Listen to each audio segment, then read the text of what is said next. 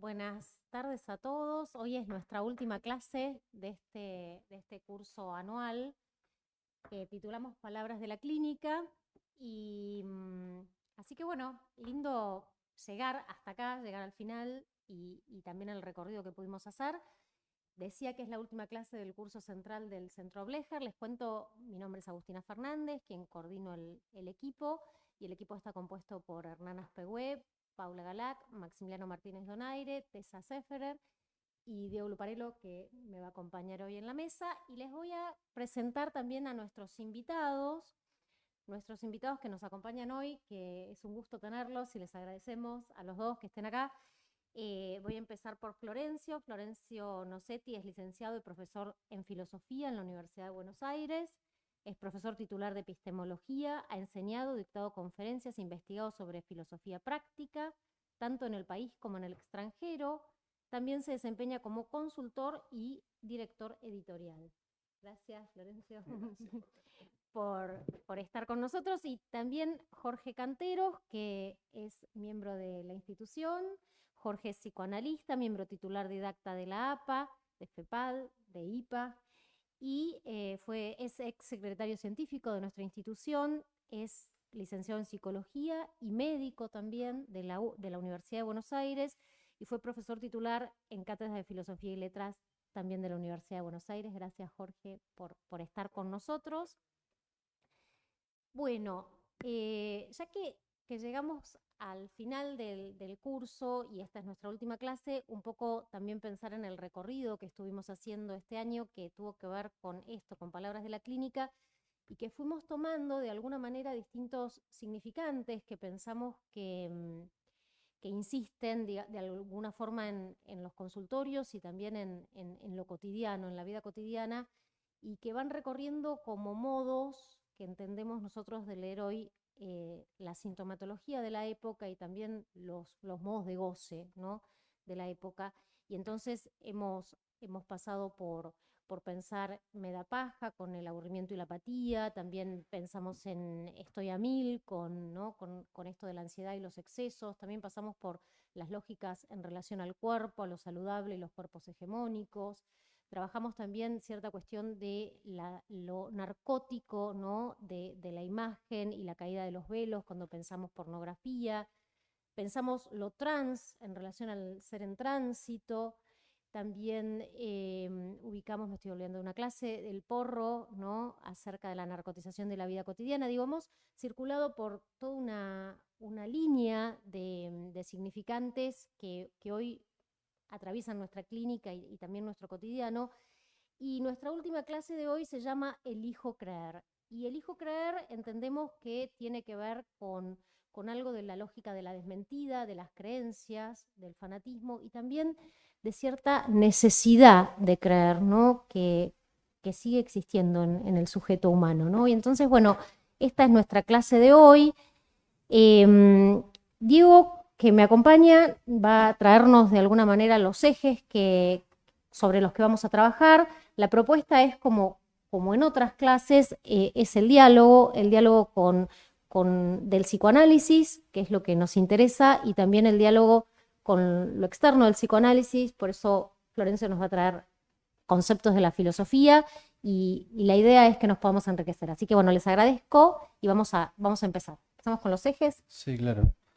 Bueno, en realidad los ejes son más que nada algunas referencias de lo que venimos pensando, de por qué elegimos el tema y algunos disparadores. El primero sería que percibimos, digo, hay algo en la época que tiene que ver con la caída de grandes relatos que han sido ordenadores, de alguna manera, de la cultura y sin embargo pensamos que la función de las creencias y de los mitos es algo que se renueva, es algo que es necesario, que es algo que parte de la cultura. Entonces la pregunta o la primera pregunta que lanzaríamos es ¿en qué creemos hoy? ¿Sí? Luego desarrollamos algunos otros ejes, los mechamos, ¿sí? Florencio, te escuchamos. Sí, Sí. dale. Tíralo. Bueno, eh,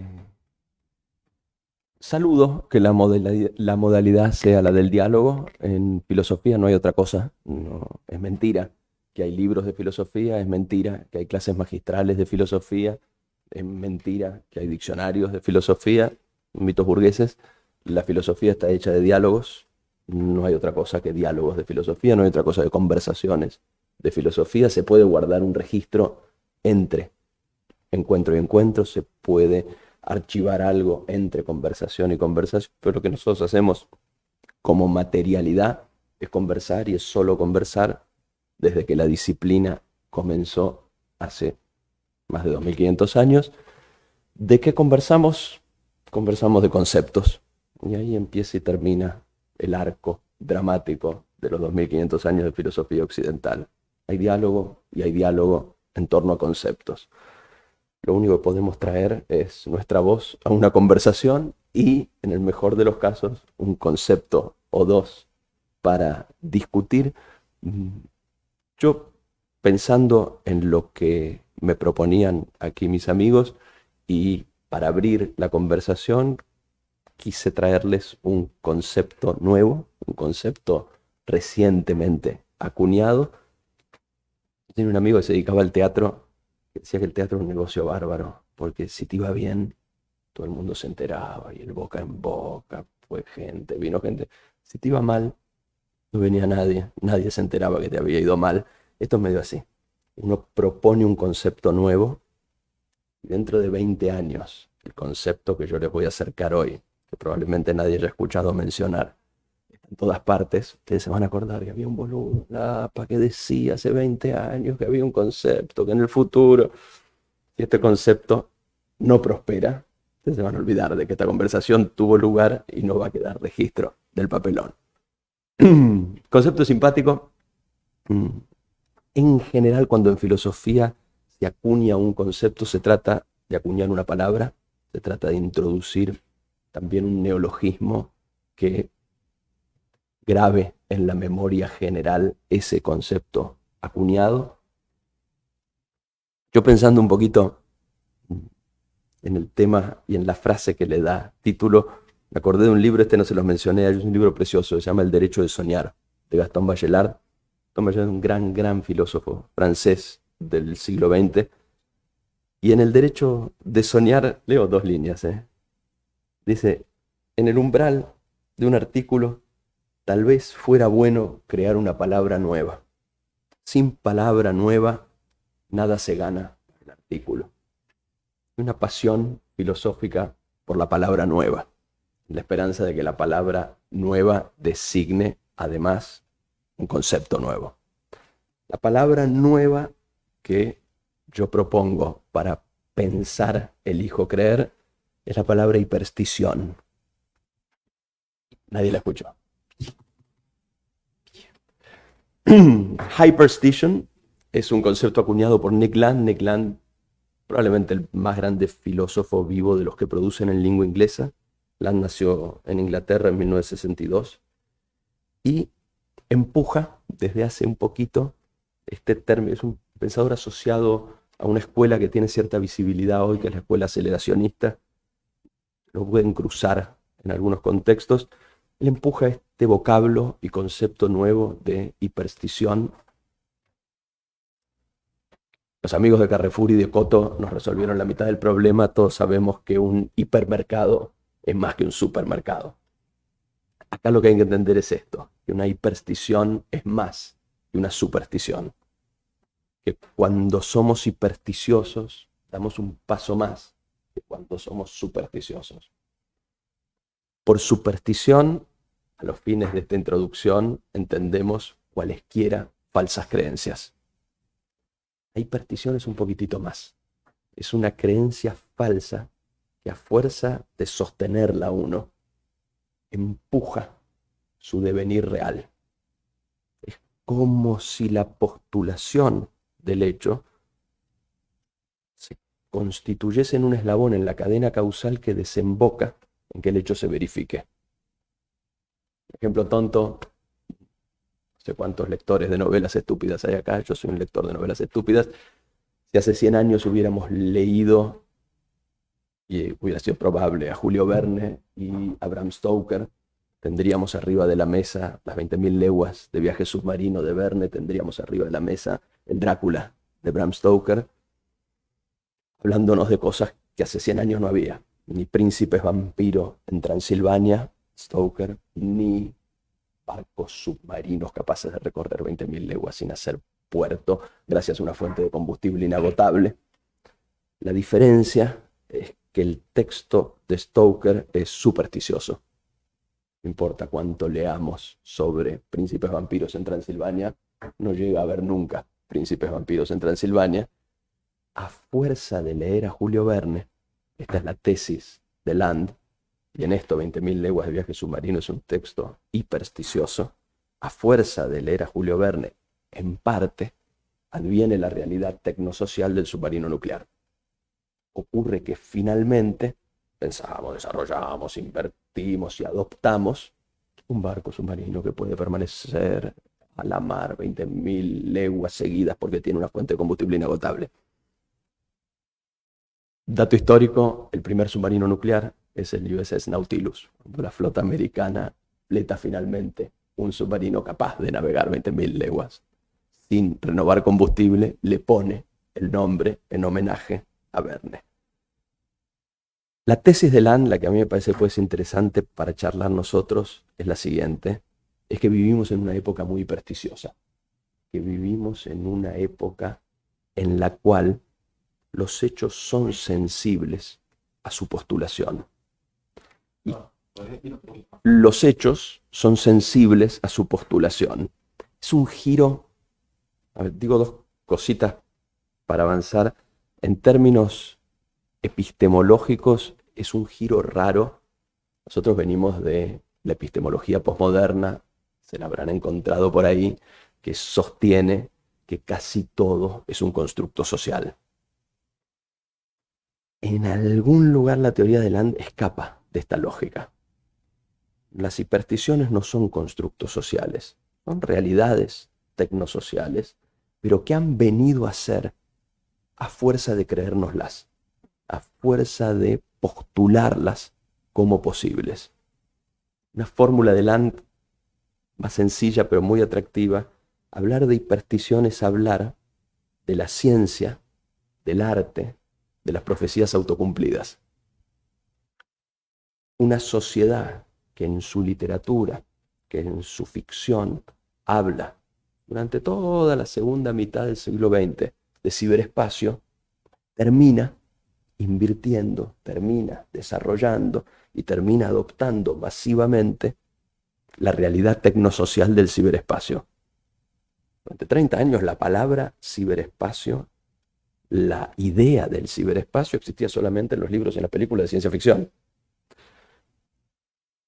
Pero porque durante 30 años existió en los libros y en las películas de ciencia ficción, vino a desarrollarse para nosotros como realidad tecnosocial. Esta es en última instancia la tesis. El capitalismo tardío sería especialmente sensible a este tipo de mito. Porque como la realidad futura depende de cuánto estemos dispuestos a invertir en desarrollo, depende de la tasa de adopción de las mayorías, esto hace que postular nuevas posibilidades de la vida, si las cosas salen bien, empuje nuevas posibilidades de la vida, pero no es privativo del capitalismo tardío. Ejemplo que Land usa, hoy es un ejemplo medio terrible, la insistencia de nuestros monoteísmos en la centralidad histórica, teológica de la ciudad de Jerusalén, termina redundando en la centralidad histórica y teológica de la ciudad de Jerusalén. Al momento en que comienzan a escribirse los textos bíblicos, Jerusalén es irrelevante desde el punto de vista geopolítico.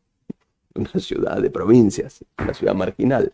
Pero a fuerza de insistir en que es ahí donde se dirime el destino de Occidente desde el punto de vista teológico y político, termina convirtiéndosenos en el foco en el cual se dirime efectivamente desde el punto de vista teológico y político el destino de Occidente. Jerusalén, capital espiritual de Occidente es una hiperstición. Durante mucho tiempo fue falsa creencia, durante mucho tiempo fue un par de muchachos empujando eso en algunos textos que nadie leía, pero al cabo de los siglos, de tanto postular esa centralidad, de tanto insistir en esa centralidad, profecía autocumplida, acabamos viviendo en un mundo en el cual, en realidad, que Jerusalén es centro teológico y geopolítico. Hablé un montón.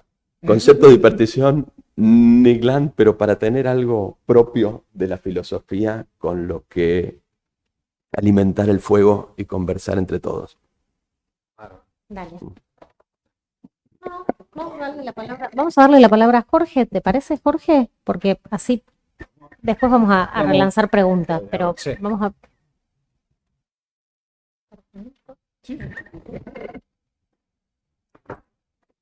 Bueno, primero también quería agradecer la invitación a estar acá. Soy breve sobre eso, pero quiero destacar este grupo maravilloso que se ha generado con tiempo, de hace muchos años de trabajo, cómo se han reunido ahora, cómo se han constituido y lo que eso representa en innovación, yo diría, ¿no? Es un grupo que se ha propuesto en los últimos tiempos, aparte de siempre ha sido intelectualmente y productivo en todo sentido, me parece que ha asumido algo de innovación en APA, ¿no? Una punta, ¿no? A lo largo de todos estos últimos años, las cosas que ustedes han trabajado. Habría que resaltar ese momento, ese espacio. Gracias. Y reconocer eso. Por otro lado, me resulta un poco, te he escuchado con mucho interés y para mí también es algo del orden de lo nuevo. Tal vez esto es algo, creo que lo mencionaste un momento el otro día, pero la verdad que no me quedó tanto y lo explicaste más ahora, así que me parece muy bueno ver esta hiperstición y esta como algo que, a ver, no pretendo entenderlo ya, me parece que se podrá desarrollar más o me iré enterando, pero me parece que genera la idea de que hay algo que se produce, que no se detiene de alguna manera y que nos transporta a otro mundo, por decirlo así. O sea, que es posible en las épocas ir creando un nuevo mundo, que no es el descubrimiento de América, sino es algo que así como el descubrimiento de América, me imagino que ordenó los espacios de Europa con respecto a nuevo continente y con una nueva población, generó un mundo nuevo, en más de un sentido, con ciertas diferencias entre, digamos, personas de distintas formas y demás, distintas culturas. Me da la impresión que ahora, más a nivel tal vez mundial, en lo que podemos llamar mundial hoy, que tiene también unos límites que no sabemos cuáles serán el día de mañana, trae un concepto como el que vos decís. Yo me preguntaba si el psicoanálisis en su momento fue un concepto de este orden. Entonces, y si eso sigue estando, porque para nosotros analistas sentimos que el psicoanálisis sigue creciendo, sigue desarrollándose. Probablemente no nos sea tan extraño que nos encontremos muchas veces con lenguajes semejantes, palabras, estamos ahí, ¿no? No digo limitados, pero sí tal vez proponiendo nuevas cosas.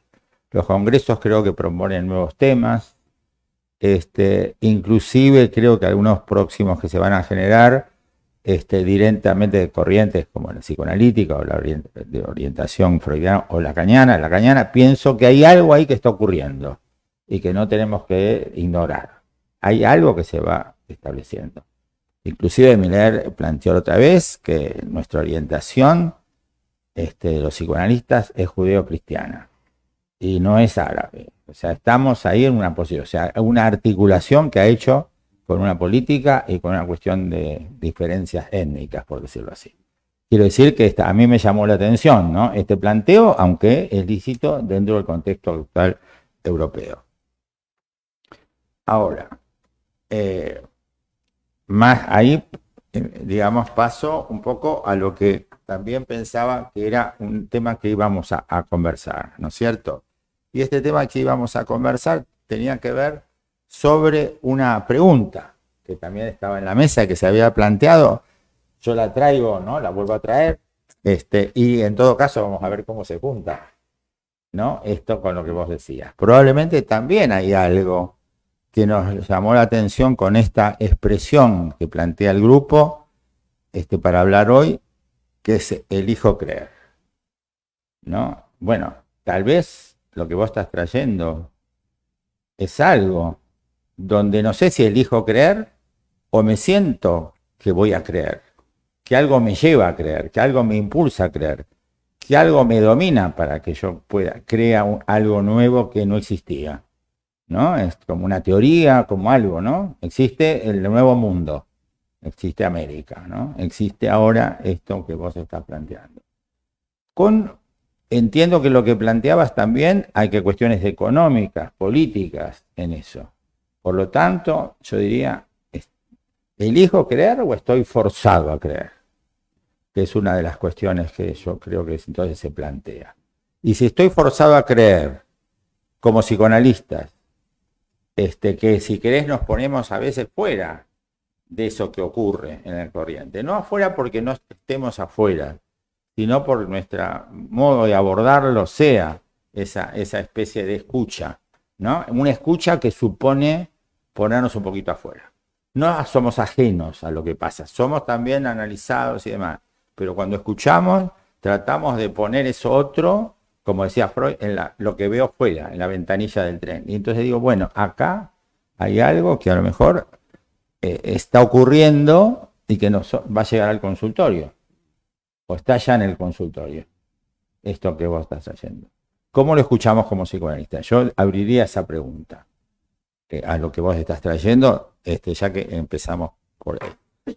En cuanto a lo que tal vez traigo, un poco lo que veníamos pensando, es elijo creer, ¿no? Y había dos planteos acá que me llamaron la atención. Uno que lo escuché primero, ¿no? Como ¿quién elige, digamos, ¿no? ¿Elige yo? ¿Elige el inconsciente? ¿Elige un otro que creemos que somos nosotros y a lo mejor no, que está eligiendo, ¿no es cierto? Pero el punto es, ¿por qué elijo creer, ¿no? ¿Qué tiene este tema del creer? Porque de vuelta estamos como un tema del orden de las creencias, elijo creer, ¿no? Entonces, algunas cositas que anoté con respecto a este tema, ¿no? Como un tema fundamental de nuestro tiempo, elijo creer, el tema de las creencias. Vamos a ver si esto da como venía planteado o lo podemos ir modificando con lo que vos decís. Yo anoté esto, la creencia avanza en el mundo y es tiempo de increencias. Riesgo de creer, dejo de creer en el otro. Pero va mucho más allá. Hay una crisis de la creencia o de las creencias. No creer en el amor, en el compromiso, en la buena fe del otro, en la palabra del otro. No creo más en mistérica, dijo Freud. Pero no hay cosa del psicoanálisis que quede fuera de la confiabilidad o de algo de ella para el psicoanálisis, para que sea posible. O sea, el psicoanálisis necesita de un cierto nivel de creencia, un cierto nivel. Esto lo pongo en cuestión, porque entiendo que es confuso. ¿De qué creencia estamos hablando? Podríamos decir de la transferencia. ¿Y eso es una creencia, la transferencia?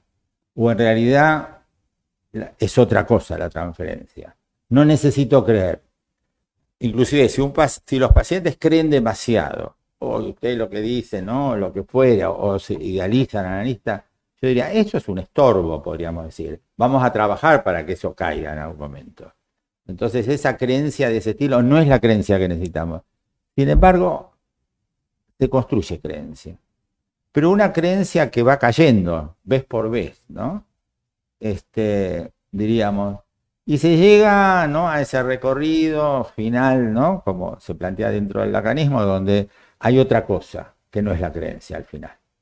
Entonces me gustaría poner el acento en qué es eso, ¿no? O preguntarnos, ¿qué es eso en un final de análisis o en el recorrido, ¿no?, que podremos plantear? ¿Qué hay ahí que no es creencia, que es otra cosa, pero sin embargo que requerimos en el transcurso de un análisis, ¿no? Creo que lo podemos pensar todos, a lo mejor podría estar escrito acá en lo que estoy diciendo, pero bueno, lo dejo abierto.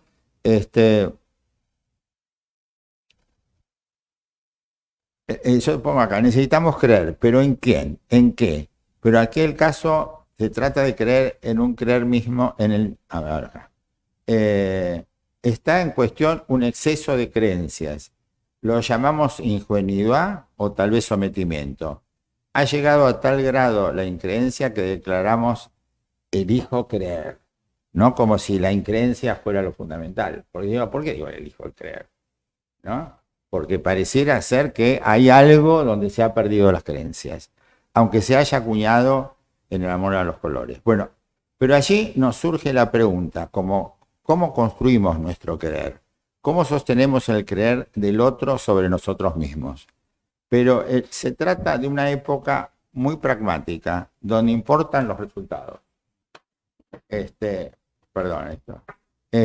nos pueden brindar nuestra acción. Tal vez no nos importa tanto lo veraz, sino el resultado de su aplicación.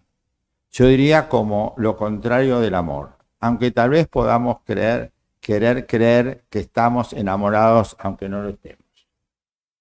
Ahora bien, si aceptamos que no es tan fácil determinante cuánto creemos o no en el otro, ¿qué nos permite creer que sostiene nuestro querer? Perdón, esto me emborrachó. ¿Nos conviene creer porque nos evita la angustia del miedo, de la desilusión? Esto es una cosa que yo planteo para esta época.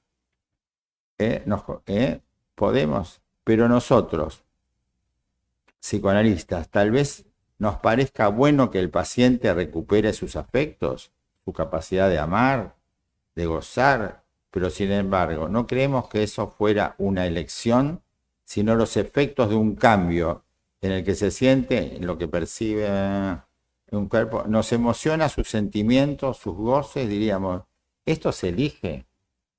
¿No? Esto es un cuestionamiento a la pregunta elijo creer. Y yo creo que acá paro porque alguna otra cosa podré decir después, pero ya está.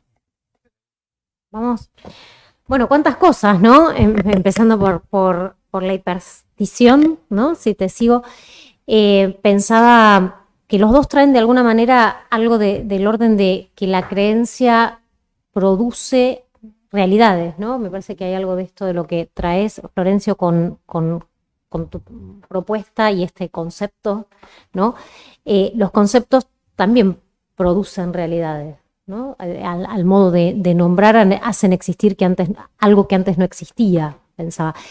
Y esto que trae Jorge, pensaba, el psicoanálisis necesita cierto nivel de creencia, decías vos, y yo pensaba que la filosofía también, ¿no? De alguna manera, digo, porque si no sería posible producir realidades.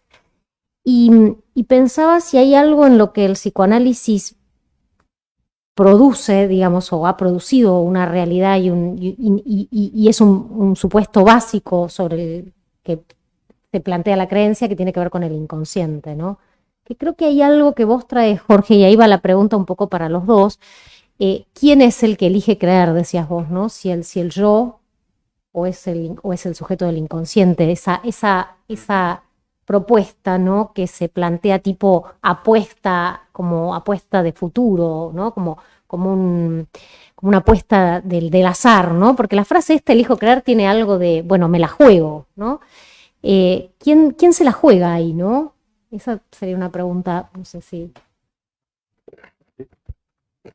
Me reía solo porque escuchándolo a Jorge antes y ahora que vos haces esta pregunta, hay una figura que vuelve en la obra de Nietzsche, y Nietzsche varias veces, en distintos momentos del trabajo, juega con una analogía, él se imagina, entre los viajes de exploración de los grandes navegantes y la tarea del pensamiento, la tarea de la innovación en materia del concepto.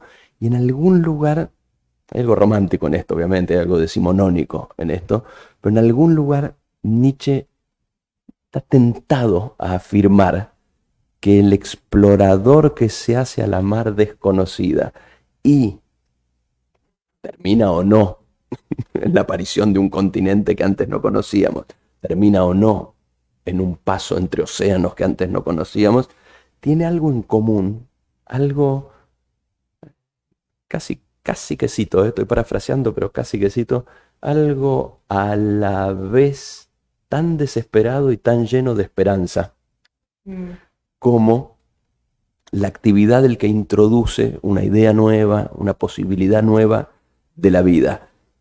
Yo creo que Land no objetaría a el inconsciente freudiano, o incluso mucho más precisamente el ello, el superyo, como ejemplos de hiperstición, como ejemplos de postulaciones que al momento de su postulación estamos muy cerca de estar hablando solos, estamos muy cerca de que nadie sepa qué decimos, y con el correr del tiempo, con el correr del desarrollo tecnosocial, acaba por convertirse en algo que opera, acaba por convertirse en algo que se adopta y que funciona.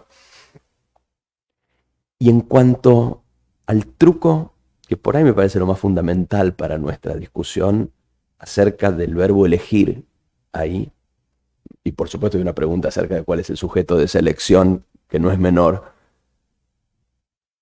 pero como yo lo diría en términos de tradición filosófica, vuelvo re a las bases, re a lo central, a lo nodal. Descartes inventa la filosofía moderna, Descartes hipersticiosamente instala el sujeto moderno como nosotros lo conocemos en el siglo XVII, básicamente diciendo esto, que es medio una locura. Tener espíritu es interrumpir cualesquiera automatismos. Tener espíritu, porque yo tengo espíritu y la botella no. Tener espíritu es interrumpir, es ir en contra de cualesquiera automatismos. En algún momento, dada una tendencia automática, alguno de nosotros va a demostrar que tiene espíritu si rompe con ese automatismo. Si teniendo muchas ganas, algo básico, de hacer pipí, se abstiene de hacer pipí y se queda. ¿Por qué? Y porque por ahí es interesante lo que se dice a continuación en la charla.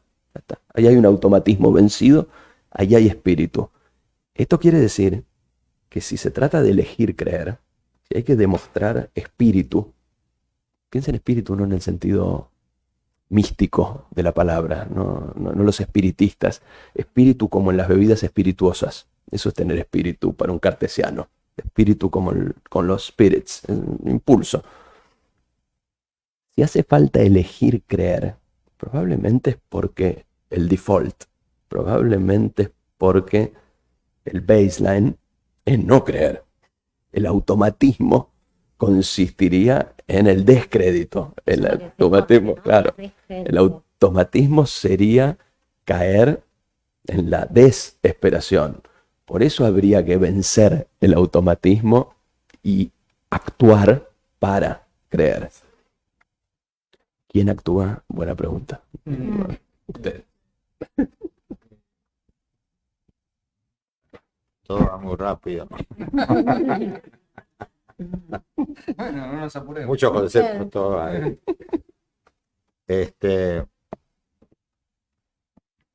Pensaba así como algunas preguntas a lo que vos nos traías, dado tu saber en... un poco...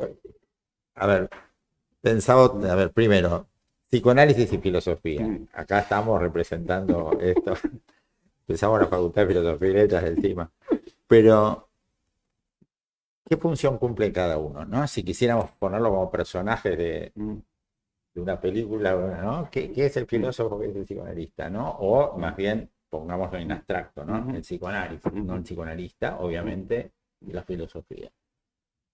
Pensaba en Nietzsche, ¿no? En la cuestión de hachazos, ¿no? A garrotazos. Ese lugar también, ¿no? De un Nietzsche. ¿Qué lugar ocupa también en esta historia de la filosofía? Cada uno que va construyendo, ¿no? Va respondiendo al espíritu de época. Cada uno viene, ¿no? Cada uno viene a cambiar algo. ¿Cómo, digamos, cada uno de esos son respuestas justamente a eso que está ocurriendo, no digamos en la naturaleza, pero podría serlo inclusive, ¿no? No sabemos si lo que nos pasa tiene que ver con algo de la naturaleza, pero de lo que estamos viviendo en la civilización, para poner algún nombre, sí, justamente la filosofía está ahí adelantándose o promocionando algo de eso. Para variar un poco, porque el psicoanálisis, de alguna manera, tiene algo de escucha, tiene algo de contemplativo y de intervención al mismo tiempo.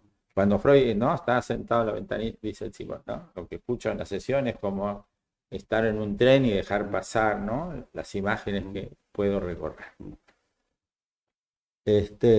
Entonces digo, ¿cómo es nuestro, ya que estamos acá, ¿no?, cuál es nuestro quehacer? ¿Cuál es lo que nos podemos proponer para un psicoanálisis que a lo mejor también queremos que cambie? No porque no estemos conformes, pero porque sabemos que hay algo que cambia y que no podemos estar ajenos a eso. O vamos quedando igual, pero quiero decir, hay algo que el psicoanálisis cambia. Entonces, ¿en qué se podría parecer el psicoanálisis o diferenciarnos, ¿no?, con esto que vos estás trayendo en esa posición frente a esta creación que la máquina, por decirlo de alguna manera, nos produce y que nosotros tenemos que encontrar la manera de saber enfrentarlo, desarmarlo? Acá hay algo, pareciera ser que en la creencia, al menos algo que me pareció ver ahí, que elegir creer es un esfuerzo. En esta época es un esfuerzo. Generalmente tenderíamos a abandonarlos a no creer. No vale la pena creer, porque en realidad nada de lo que creemos está a nuestro alcance, por decirlo. Pasan las cosas más allá de nosotros. Bueno, corto ahí para que vos puedas. No, yo pensaba que en realidad cuando nosotros discutíamos un poquito el tema, es lindo el deslizamiento entre una versión como un poco pesimista del elegir creer como una desmentida a elegir creer como la posibilidad de crear o de... No, me parece que se deslizó un poco, lo tuvimos una reunión previa y ya ahí se deslizó, pero para nosotros lo habíamos planteado más desde este polo, digamos, ¿no? Del polo de los mitos y las creencias como algo del orden de la desmentida, ¿no? Por supuesto que los mitos... Desmentida, ¿no? A pesar de que los mitos y las creencias obviamente tienen otra causación mucho más profunda que solo la desmentida. Pero digo, es como si entramos por ahí y se deslizó a un elegir creer necesario. Habría que ver qué tipo, ¿no?, de creer. Me parece que el que resulta de un proceso de análisis es un creer, no es una alienación, digamos, ¿no? Es un creer es otro tipo de creer, digamos, ¿no?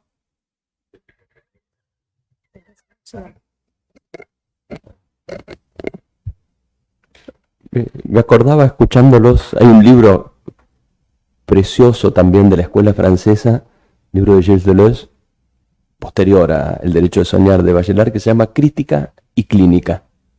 Y es un lindo título por ahí para pensar este puente que Jorge proponía, entre paréntesis Deleuze, gran filósofo del siglo XX, tiene una larguísima colaboración con un socio psicoanalista que es Félix Guattari. Deleuze y Guattari escriben 4 o 5 libros juntos. Entonces ahí hay un buen ida y vuelta marcado entre filosofía y psicoanálisis que recorre la segunda mitad del siglo XX prácticamente. Pero si la crítica está bien hecha, como decía Jorge antes, sus efectos deberían aparecer en la clínica. Hay algo de contrastación en esto. Si Land tiene razón y vivimos en una época hipersticiosa, bueno, esto debería empezar a aparecer en la clínica, y si no empieza a aparecer en la clínica, entonces Land no tiene razón y no vivimos en una época hipersticiosa. Si en algún lugar las profecías autocumplidas no atraviesan los padecimientos y los motivos de consulta y las cotidianeidades de la gente, y entonces no es una época de profecías autocumplidas, diga lo que diga la crítica filosófica. Hay un puente ahí, y por supuesto no es el puente de una contrastación científica. Uno no va desde la crítica a la clínica como va desde la hipótesis al laboratorio, pero en algún lugar es esperable que haya ecos, que haya resonancias clínicas de lo que la crítica está tramitando, y si esas resonancias no aparecen, Problemas de la crítica, problemas de la fábrica de los conceptos. Pensaba, dale. No, digo, no aparece, pero puede ser que no tenemos oído para escucharlo. Que no tenemos un concepto. Por eso los filósofos insistimos en que los psicoanalistas lean mucha filosofía, porque si no, no van a tener oído para ¿Sabes registrarlo. lo que estaba pensando? Que pensaba para preguntar, ¿no fue un error separar a psicología de la facultad de filosofía y letras? Pensaba algo, Florencio, que traías que me parece que, digo, para retomar un poco esto que decías de que de la repetición, ¿no? Hace falta, digamos, un espíritu. ¿Cómo era que lo traías en relación a Nietzsche? A Descartes. Pero decías algo de un espíritu, bueno, para no más salir la palabra. Para interrumpir los automatismos. Para interrumpir los automatismos, ¿no? Como si algo viniera dado de un modo que tal vez tenga que ver con algo de lo que llamaba Jorge la descreencia, que vos lo retomabas también, ¿no? Venía como repitiéndose o automáticamente sería más, porque para nosotros el automatismo es de repetición, pero bueno, tal vez no sé si en filosofía sería de ese modo leído, pero tendría que ver con cierto modo que viene funcionando y es necesario algo que interrumpa ese modo de funcionamiento, como este espíritu, ¿cómo era? No, bueno. Y pensaba si a esa interrupción de la repetición podríamos de alguna manera llamarla deseo en psicoanálisis, ¿no? Si el deseo tendría que ver con esto, con interrumpir un poco la descreencia o la desesperanza, ¿no? Para que surja algo de lo nuevo y con eso nuevo algo de la creación, de lo que se apuesta ahí como algo que crea una nueva realidad. Digo, ¿cómo piensan, no, el concepto de deseo en psicoanálisis? Que seguramente la filosofía no lo toma de la misma manera, pero bueno, si piensan que puede tener que ver con este elijo creer, con algo que se juega del sujeto de otro modo, ¿no?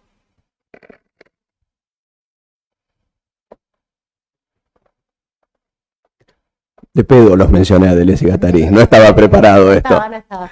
Pero hay una discusión muy linda que es una discusión de filósofos y psicoanalistas entre ellos. La plantean de una manera simpática. Se preguntan si el deseo debe ser pensado como un teatro o como una fábrica. Fábrica. Porque si lo pensamos como un teatro, es un juego de representación. Es un juego de volver a poner en escena lo que ya se guionó, lo que ya se presentó, lo que ya se ideó. Y yo puedo pensar que mi deseo es teatro, que mi deseo representa, repone lo que ha sido vivido 1000 veces por mí mismo y por mis antepasados a lo largo de la historia. Pero yo puedo pensar el deseo como una fábrica. Me parece que va un poquito en la dirección de lo que vos decías, que es pensarlo como este espíritu medio mitopoético, medio de la profecía autocumplida, medio que se inventa, medio que construye. Por supuesto que no construye in nihilo ni cum nihilo, ni en la nada ni con la nada, construye como se construye en una fábrica, con determinados materiales, con determinados insumos, con determinada maquinaria, pero un poquito construye ex nihilo, introduce novedades que no estaban allí. Es una presentación, por primera vez. Entonces hay justo ahí, las tocamos de refilón, pero en esta discusión entre algunos filósofos y algunos psicoanalistas, una pregunta por el deseo en este sentido, en el sentido de un poder de producción, en el sentido de un poder de creación y de innovación, no en el sentido de un mero retornar a algo ya establecido como bueno, bello y por lo tanto deseable. Un poquito sobre esto. Pensaba cuando Agustina dijiste deseo, ¿no? Yo pensé si también eso que movía el goce, ¿no? Si no podríamos pensarlo también desde ahí. ¿No? Es una pregunta. Y con respecto a la fábrica, ¿no? Pensé si podríamos relacionar la fábrica, el teatro, con el creer, decías, y la fábrica con el ello, ¿no? Como algo que produce, que produce, que no cesa de producir. Porque entiendo que la fábrica es eso, ¿no? No lo que cierra el fin de semana, ¿no? Es lo que nos... Y entonces me parece que sí, ¿cómo pensamos nosotros? Tal vez no sea el ello solo, ¿no? Porque diríamos, ¿qué ocurre con un ello que solo produce? ¿No? ¿Qué más necesita para construir esto, ¿no? Sea del análisis o sea de la construcción del sujeto, ¿no? De la subjetividad. Pero bueno, pero no más que esto. Una linda reivindicación a un género un poquito descuidado que es la ciencia ficción, ¿no? A nosotros nos gusta con Maxi la ciencia ficción y pensaba, digo, ¿qué es lo que hace que un autor imagine el futuro, ¿no? Digo, de alguna manera tiene que deshacerse de un automatón o de una cotidianidad o de un constituido, ¿no? Y armar un mundo imaginario, ¿no? Digo, me parece que también hay un deslizamiento entre una versión del creer que sería del orden de lo establecido y una posibilidad de crear, ¿no? Sin límite, ¿no? Es decir, crear un mundo. Sí, y con respecto a lo de una sola cosa, quería mencionarte, Jorge, ¿vos no pensás que el goce está más del lado del automatón y el deseo más del lado de la posibilidad de la diferencia? Te iba a hacer esa pregunta y cuando vos seguiste hablando, yo pensaba, y ahí ya me enrosqué, pero digo, si no es necesario un automatón para que haya una diferencia, es decir, si no es necesario que haya algo que se repita para que se establezca una posibilidad, un poco casi como la repetición de Kierkegaard, ¿no? Si son en alguna repetición hay una posibilidad de hacer algo diferente, ¿no? Tal vez me gustaría por ahí que diéramos una vuelta antes de poder contestar esto último, ¿no? Si, no, en principio no me convence que sea de automático, ¿no? Pero no, pensaba en lo que estábamos diciendo, ¿no? En esto, el concepto de que estaba también en las cuestiones que están planteadas para hoy, el elijo creer, ¿no? O sea, porque un poco lo que traía es también cierta cuestión, digamos, de que a pesar, dice, el aún así, que creo que es un concepto que vale la pena volverlo a traer, que el aún así creo. El aún así creo es a pesar de que el mundo es así, aún creo, ¿no? Que inclusive las religiones tratan de sostener esta utopía, no sé, o esta realidad. ¿Y por qué el hombre elige creer? Digamos, porque nace, digamos, de un momento donde antes que estaba la fábrica, estaba la madre y el padre de alguna manera concibiéndolo en un acto sexual y al mismo tiempo después criándolo, o sea que había algo. Digo yo porque si nosotros no tenemos que ser representantes un poco de ese aspecto, nosotros tenemos como sujetos psicoanalistas o personas, también tenemos un compromiso, o sea, no solamente recibimos los efectos sociales y las transformaciones sociales, sino también somos agentes. Entonces, no solamente, aunque esté ocurriendo tal cosa, ¿no es cierto? En un momento dado, nosotros tenemos que decir, bueno, ¿qué armas, un poco lo que decía, digamos, qué armas tenemos nosotros desde nuestra teoría para responder a esto? Me parece que un poco tu pregunta apuntaba a eso, ¿qué tenemos? Entonces, digo, tal vez en ese sentido podemos, ¿no?, articularnos diferenciando también en este aspecto cuál es el instrumento de trabajo, cuál es el instrumento también de transmisión, ¿no? Como tenemos. Entonces, me parecía que en esto, el aún así, que me parece que en el artículo que en principio habíamos leído, elijo creer, tenía que ver también con algo de esa creencia que se va perdiendo, ¿no? Y la persona entonces, porque decir elijo creer sería frente a todo un mundo que no cree ya, yo elijo creer, ¿no? Como hacer excepción, hacer diferencia. Entonces digo, en otra época a lo mejor todo el mundo creía y nosotros dijimos, "Bueno, no creo más, viste que la iglesia, déjame probar con todo esto, no comulgo más, no sé". A todos nos habrá pasado en algún momento lo mismo. Y hoy, viste que la gente a veces vuelve a la iglesia y no es esto como una cuestión de, uy, no, hay algo más ahí que se está ocurriendo en la gente. Entonces podríamos decir, a pesar de todo esto que está pasando, o justamente por eso, elijo creer. Entonces me parece que le damos valor a esa cosa, eso ridículo que parecía elijo creer en la primera instancia. No lo traje en el libro ese, viste, que yo empecé a ver. No, una sola cosa, cuando Jorge dice creencia, iglesia, a mí me da cosita, pero digo, también podría ser una ilusión, ¿no? Es decir, volver a la ilusión. No sé si volver a la... ¿Necesitamos la ilusión? ¿Elijo la ilusión o elijo lo real? La realidad, no lo real. Porque lo real tenemos que verlo por qué lado está, ¿no? Si lo real no está también en algo de la ilusión. Yo no sería tan rápido en decir que la ilusión está del lado de lo imaginario.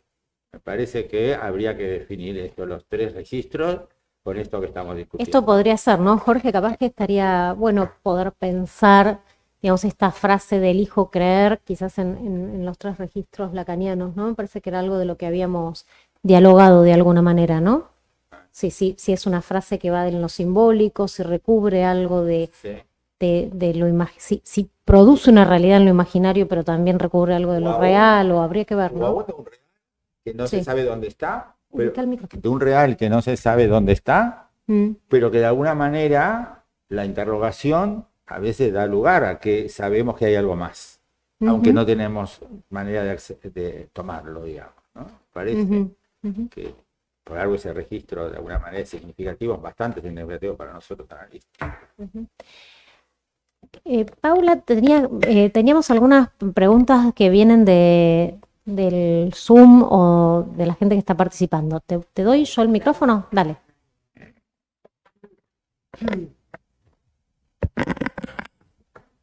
Bueno, buenas noches. Una de las preguntas habla sobre la pulsión de muerte y preguntan si la pulsión de muerte nos hace ser hipersticiosos.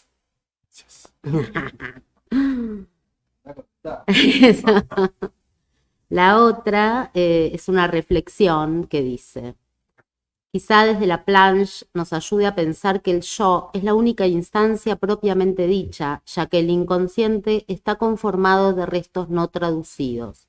Entonces es el yo que crea las ficciones que se constituyen en nuestra realidad psíquica, entendiendo que no podemos hacer otra cosa que crear nuestros fantasmas o fantasías que a la vez constituyen como sujeto. Desde ahí los analistas creemos y descreemos a la vez porque la realidad psíquica implica esa paradoja. Quizás podemos pensar que buscamos cómo ampliar o desarmar esas ficciones cuando causan exceso de sufrimiento, ampliar versiones. Bueno, esta último retoma o toca de cerca uno de los ejes que habíamos planteado, que cuando creer se convierte en sintomático, ¿no? Vos hablaste ahí de sufrimiento, digo, quizás nos linkea un poquito con eso, ¿no? Un poquito para atrás voy igual. Me quedaron pendientes. No nos apuremos. No, respecto a esto que decían, de qué herramientas disponemos, de qué armas disponemos, si queremos una metáfora más bélica, más conflictiva. En filosofía el truco es que uno las armas que tiene son palabras, uno lo que tiene es lenguas, y cuantas más lenguas mejor, no hay mucho más que esto para trabajar. Y un poquito mientras aparecía eso, yo pensaba, a los franceses les sale rápido un problema que para nosotros es exótico. Cuando hablamos de teatro, nosotros decimos que hay un ensayo antes de la función. En francés es répétition. Lo que pasa antes del estreno son repeticiones. Entonces es muy fácil para ellos caer en la sensación de que la puesta en escena viene de la repetición, de la repetición, de la repetición, pues el nombre del ensayo. Y pasa algo que me parece nos pasa en castellano y nos va a costar encontrarlo en otras lenguas, que es que cuando conjugamos en la primera del singular, en presente, creo, los verbos crear y creer. No hay manera de distinguirlos. Si yo creo, creo. Entonces hay algo en la conversación como la empujábamos, que obvio que a Nietzsche le va a divertir, que obvio que hay un montón de no hablantes de la lengua castellana que en algún lugar van a pensar que ese espíritu, que ese impulso, que esa confianza, que esa certeza, un poquito ciega, un poquito como la del salto de fe, es indispensable para que se produzca lo nuevo, es indispensable para que se introduzca otra posibilidad de la vida. Entonces ahí parece que rozamos algo interesante que después habría que ver si es una elección, cuál es el sujeto de la elección, un montón de las preguntas que vamos acumulando que no se resuelven.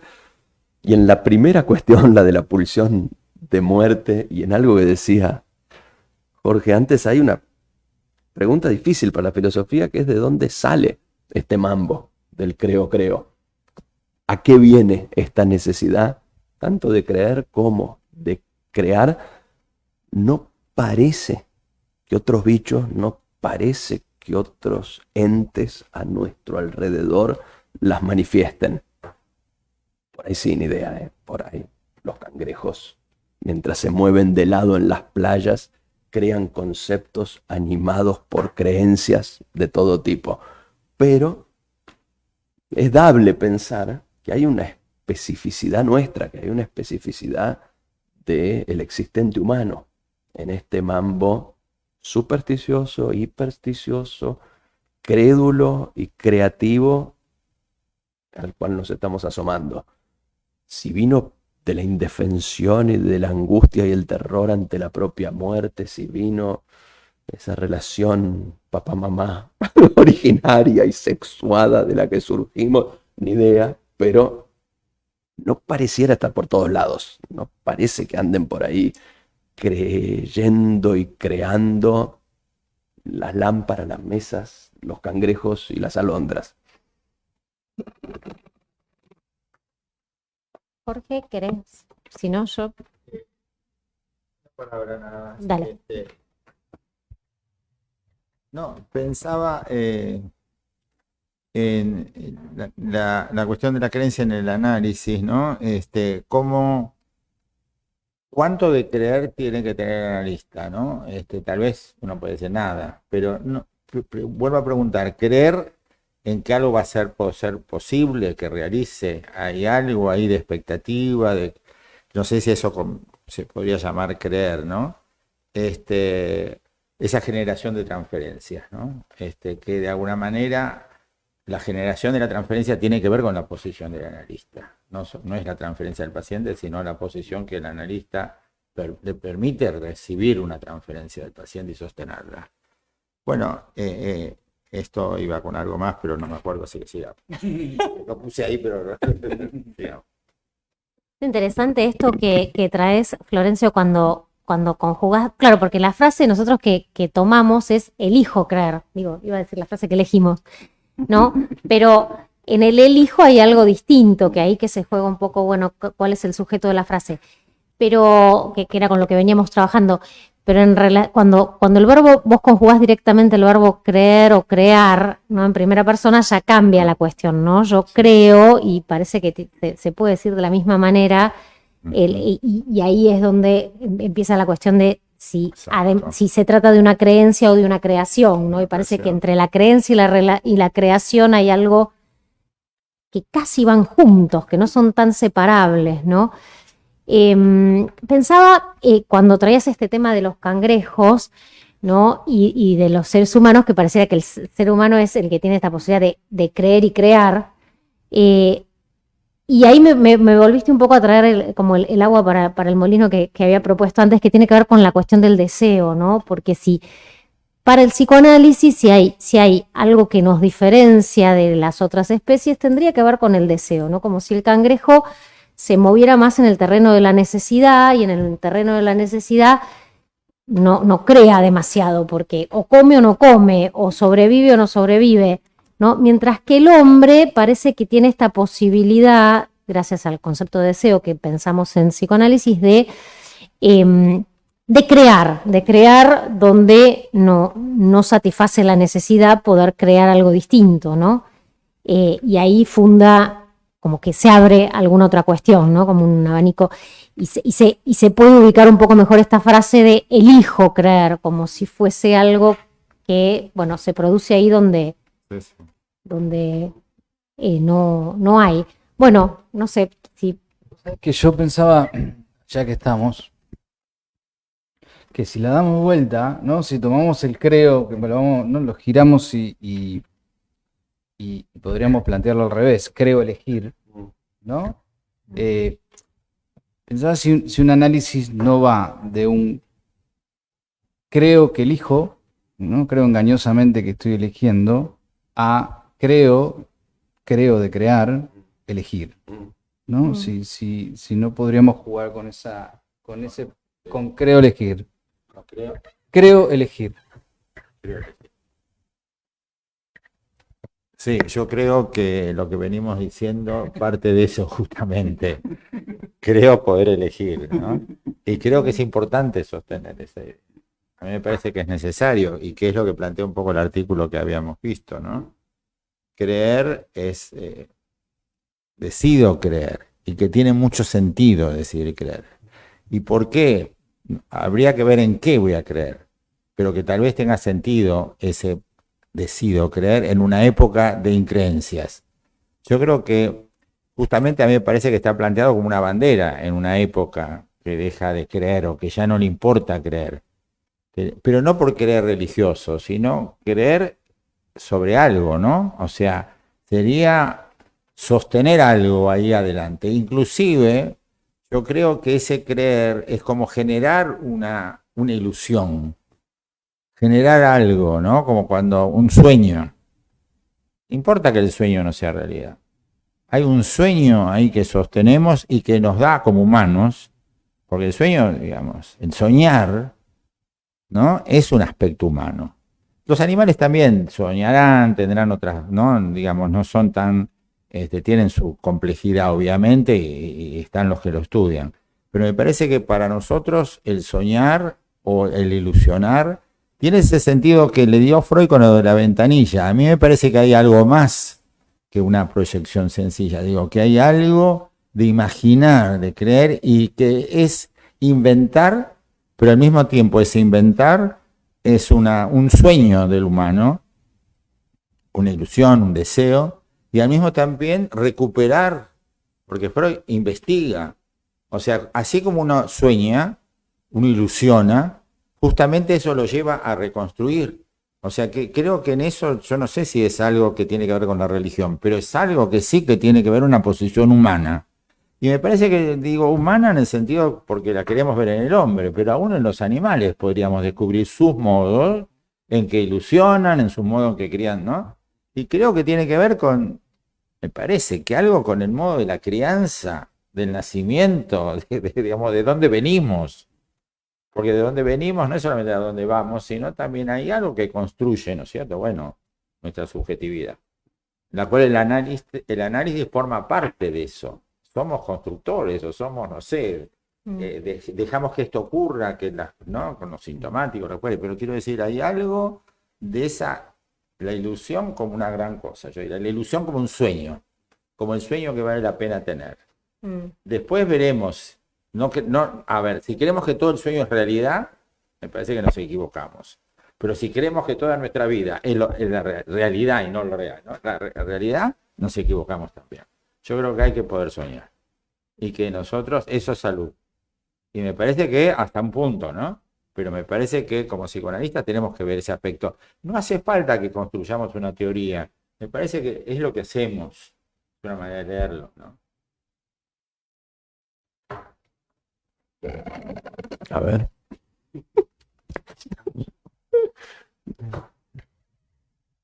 Primero, aclaración histórica. Nos la agarramos con los cangrejos pobres que no tienen la culpa de nada. Es un cuento simpático. Grandes filósofos del siglo XX, Heidegger y Ortega y Gasset, y están en una playa y discuten. Y Ortega anda con sus sombreros y sus capas. Y Heidegger después lo recuerda con mucha reverencia. Y por supuesto, Heidegger insiste muy cerca a caballo entre Freud y Lacan, diríamos, en términos conceptuales, pero muy cerca de ambos, insiste en este excepcionalismo humano. Existe en la singularidad del lenguaje, en la singularidad. Y Ortega parece, cuenta Heidegger, que Ortega dice, ese cangrejo en su mutismo, y hay un cangrejo ahí dando vueltas, ese cangrejo en su mutismo ahora resuelve ecuaciones del tercer grado. Ortega claro, demostrame que el cangrejo en su mutismo, es discreto el cangrejo, no se quiere mandar la parte, pero en su mutismo está resolviendo ecuaciones del tercer grado. Sos vos el que no tiene la sensibilidad para entender que los cangrejos se psicoanalizan entre ellos y hablan y escriben y discuten registros. Hablando en serio, último juego de palabras, jugando con las lenguas, cuando nosotros hablamos de subjetividad, nos queda lejos algo que en francés y en inglés es muy obvio, que es que sujet es sujet, subject es subject, el sujeto es el súbdito. Cuando yo digo en inglés sujeto, digo súbdito también, digo que está sometido a toda clase de normas que se le imponen, a toda clase de mandatos. Y acá, para la filosofía moderna, se abre un juego complejo en la discusión dura del espíritu cartesiano, que yo me hago el canchero y lo menciono, se enfrenta enseguida con mucha resistencia, con mucha rispidez. Hay grandes pensadores de la época de Descartes que dicen, nos imaginamos ser libres, porque ignoramos las causas que nos determinan. Entonces, como yo tengo conciencia, estoy parafraseando a Spinoza, podría estar parafraseando a Leibniz, como yo tengo conciencia de lo que apetezco, pero ignoro las causas que me determinan a apetecerlo, me figuro ser libre, creo elegir. Pero es una falsa creencia, es supersticiosa mi convicción de que soy yo el que elige cada mañana arrancar con un mate amargo. Me cagar. Me torturaron en casa de chiquitito, con que era de gringo, tomar mate dulce, y ni hablar de otras infusiones. Está totalmente determinada para mí la elección, que no es tal, del mate amargo. Ahora, volviendo a lo que decían antes Diego y Jorge, por ahí hay algo indispensable en esta sensación de que elijo. Falsa, vacía. Ahí ya deja de ser supersticiosa y se convierte para nosotros en hipersticiosa. Yo me la tengo que creer, esa de que a veces soy yo el que elige, que no está todo determinado, que no está todo impuesto, no estoy todo sujetado. El que podríamos llamar, lo que decíamos, ¿no? El aún así. Sabemos esto, pero el aún así, a lo mejor hay algo que se extiende. Yo digo, lo dejamos abierto ahí, pero el aún así me parece que reclama, ¿no? Que a pesar de esto, que no puedo, que estoy limitado, con esto que no tengo que hacer, el aún así, a lo mejor es esa ilusión que se genera en el aún así, ¿no es cierto? Pero hay algo que lo necesitamos, no sé, creo que habría que revisarlo con las últimas, ¿no? Cosas que el psicoanálisis se pueden estar pensando hoy, ¿no? Bueno, se abre acá. Dale, vamos.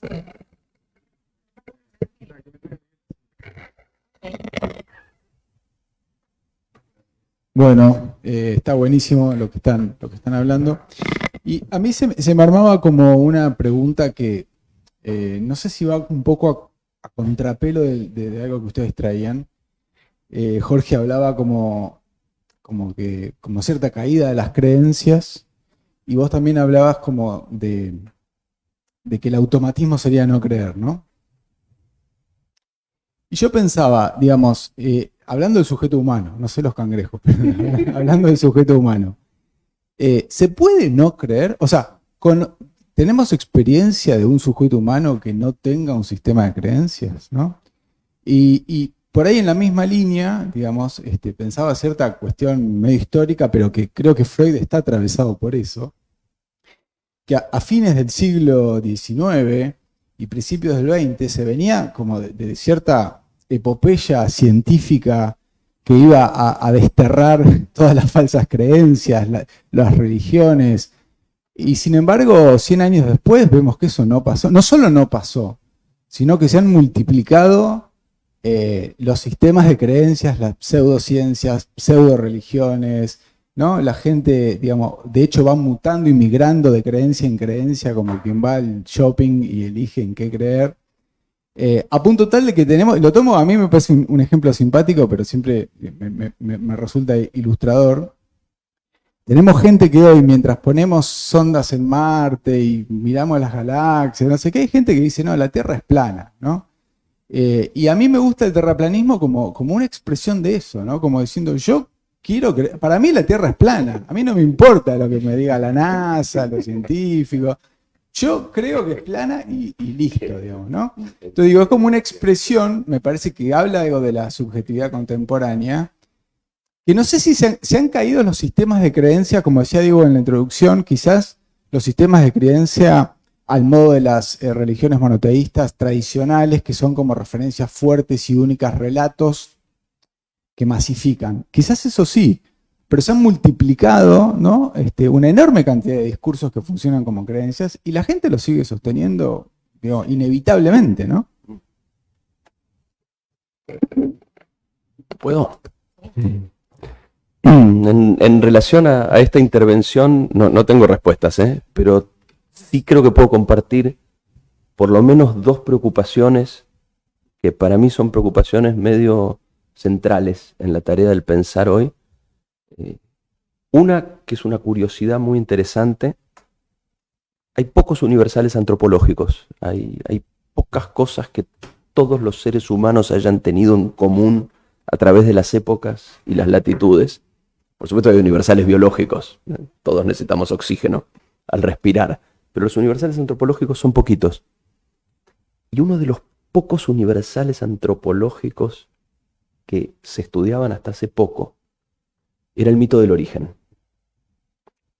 No había dónde encontrar grupo humano que no tuviera una respuesta a la pregunta última: ¿por qué es más bien el ente y no la nada?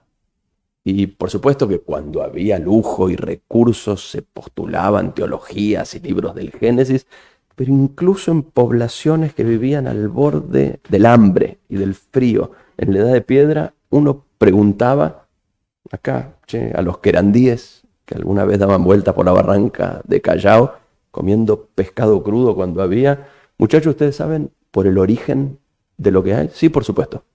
Hay una respuesta. Nosotros somos los primeros que no tenemos un mito del origen. El subgrupo humano al que yo creo que pertenezco es el primero que dice, no podemos modelizar en el estado actual de nuestra investigación científica los primeros momentos de la existencia. Se rompe el universal antropológico, caemos en un descrédito pesado. No sabemos cómo arrancó la novela. No tenemos herramientas para ofrecer un modelo, el que sea, un Dios benévolo que en 6 días crea ordenadamente, you name it.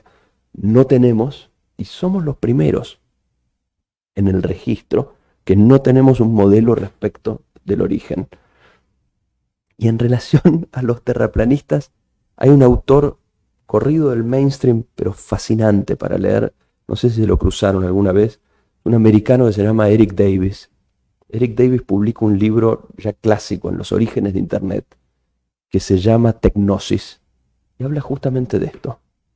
Habla de un desarrollo de ciencia tecnificada brutal que parecería traer consigo la promesa de la disolución de cualesquiera mitologías, supersticiones, y lo que hace en realidad es propagarlas con una velocidad y con una intensidad nunca antes vista. Es la propia red de información basada en satélite, fibra óptica y supercomputadores la que circula terraplanismo. No había terraplanistas en los años 70. Es un efecto gnóstico de la tecnología. Y hay algo especial para pensar también ahí en la actualidad en términos de máxima ciencia tecnificada máxima superstición, máxima creencia que le da la espalda incluso a su propio soporte. Che, ¿cómo tienen un grupo de Facebook los terraplanistas? No puede haber Facebook si hay tierra plana. No importa, nos vemos en Facebook. Hay un juego ahí que parece son campos de exploración, ¿eh? Como dije al principio, que avisa no traiciona, no tengo respuestas acá, pero hay un campo para la investigación en un grupo humano, una tribu, las de los que seguimos la divulgación científica, las de los que nos tomamos en serio en su momento a Newton y a Darwin, que por primera vez no tenemos mito del origen, por primera vez si nos preguntan, respondemos, no se puede modelizar el principio de la existencia, y esto que decir, no se puede describir en ningún término que tenga sentido para nosotros, y la proliferación de lo supersticioso en un mundo cada vez más tecnificado y no por ello menos supersticioso. Así como que en el mundo más tecnificado tiene más vigencia esta frase elijo creer, ¿no? Como algo... Bueno, no sé si, Jorge, querés aportar algo más a la mesa. Diego, vamos cerrando, ¿no? ¿Cerramos? Bueno, nos despedimos, les agradecemos muchísimo por estar hoy. Una sola mención, espérame. Dale. Que es que mucho de este grupo se lo debemos a Jorge. Dale. Porque el grupo, mucho de lo que integramos este grupo y algo de la modalidad tiene que ver con aquel actualización bibliográfica de la que formamos parte algunos de nosotros, así que Jorge... Sí, y cuando Jorge era secretario científico de la APA, así que le tenemos que agradecer. Y también porque hemos estudiado mucho con él, ¿no? Sí. Desde ese tiempo. Bueno, les agradecemos mucho a los dos, a Jorge y a Florencio, y les agradecemos también a todos los que nos han acompañado durante todo este año. Cerramos este ciclo, nos vamos a ver el año que viene, que vamos a renovar un poco la propuesta y seguramente vamos a traer otra propuesta para trabajar anualmente. Gracias.